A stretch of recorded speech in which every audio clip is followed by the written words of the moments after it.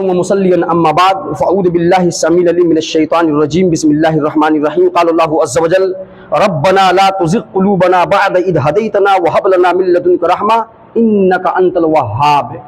محترم سامعین اور حاضرین، آپ حضرات کے سامنے اللہ رب العالمین کی مقدس کتاب قرآن مجید کی تیسرے پارے سے سورہ آل عمران کی آیت نمبر 8 تلاوت کی گئی ہے۔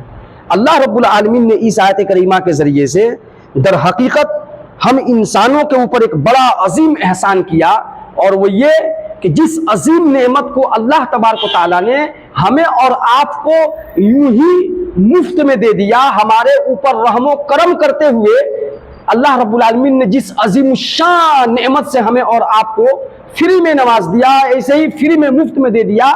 رب نے کہا کہ اس عظیم الشان نعمت کو جس طریقے سے ہم نے تمہیں بغیر کسی مشقت اور بغیر کسی قربانی کے جو ہم نے تمہیں دی ہے، تو ذرا سا اس کی قدر کرنا، ذرا سا اس کی قدر کرنا، ورنہ اس نعمت کو تم سے چھینتے ہوئے دیر بھی نہیں لگے گی۔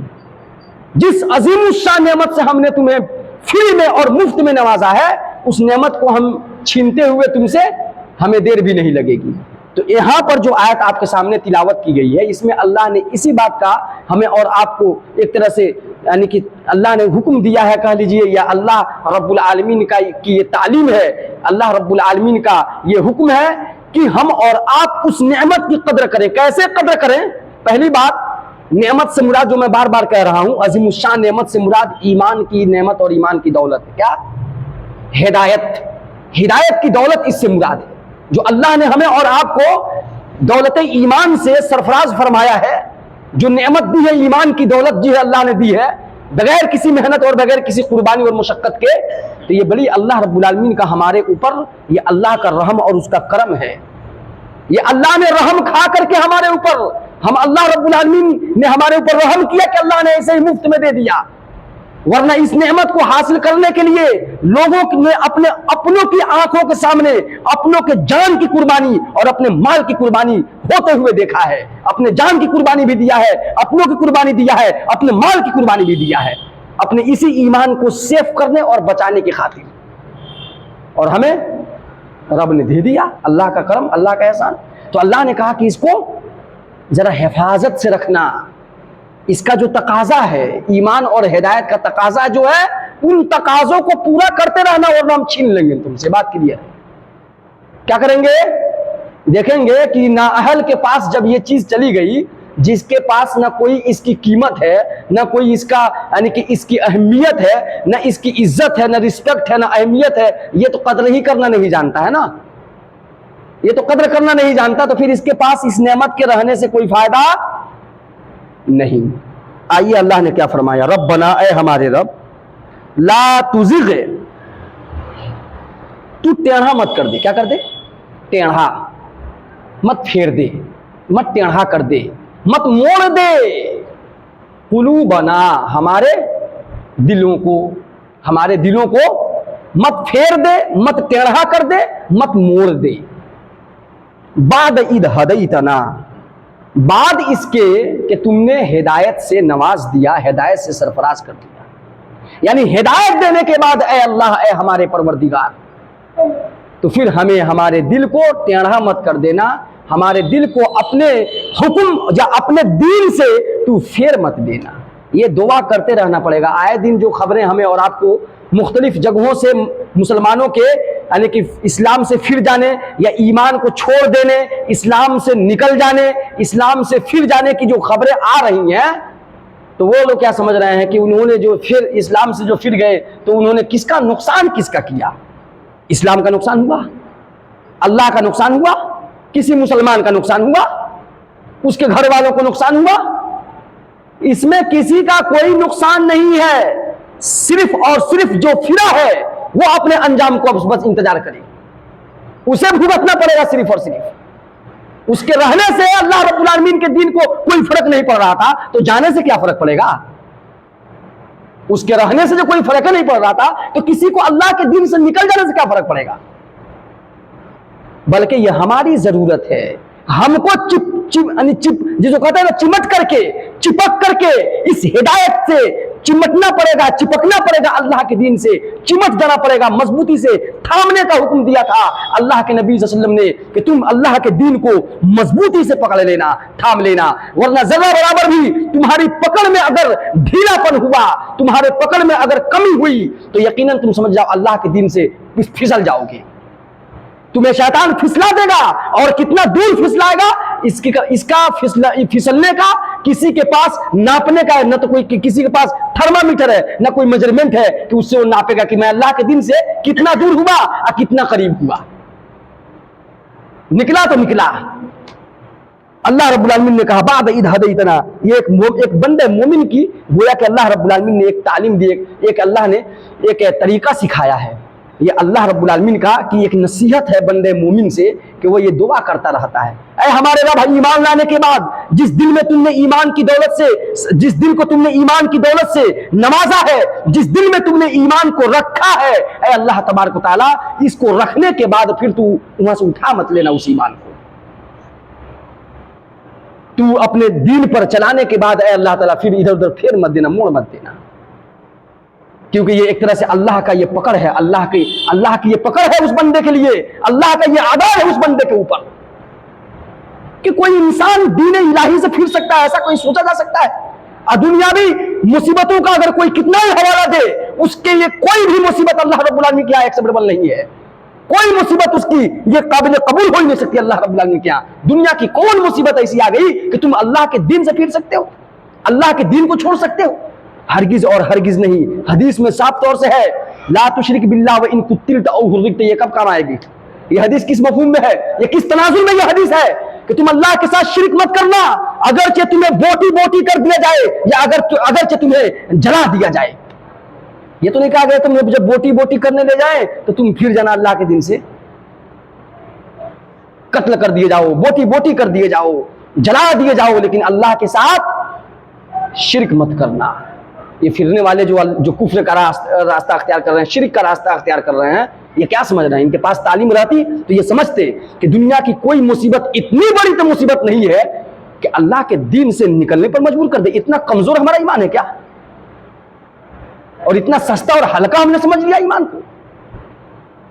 बिलाल हबशी रजी अल्लाह तआला अन्हु को मुसीबतों का पहाड़, कितनी कुर्बानियां मौजूद है हमारे अस्लाफ की, जिन्होंने अपने जानों का नजराना मुसीबतों पर मुसीबतों को बर्दाश्त किया, सह लिया, लेकिन अल्लाह तबारक व तआला के दीन से लम्हे भर के लिए फिरना गवारा नहीं किया।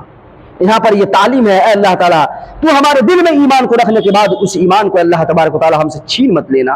वहब लना मिन लदुनका रहमा, और अपनी तरफ से है मेरे मौला करीम तू हमें खास रहमत से नमाज और रहमत का नुज़ूल फरमा हमारे ऊपर। इन्नका अंतल वहाब, ऐ अल्लाह ताला तू वहाब है, क्या है? बहुत ज्यादा नवाजने वाला है, देने वाला है। तो ये दुआ यानी इसको पढ़ते रहना चाहिए, ये बहुत अहम है हमारी जिंदगी में। दर हकीकत नबी अकरम सल्लल्लाहु अलैहि वसल्लम ने सही मुस्लिम के अंदर हजरत अबू हुरैरा रज़ी अल्लाह तआला अन्हु इस हदीस के रावी हैं, जो नबी सल्लल्लाहु अलैहि वसल्लम ने बयान फरमाया था अपनी जिंदगी में।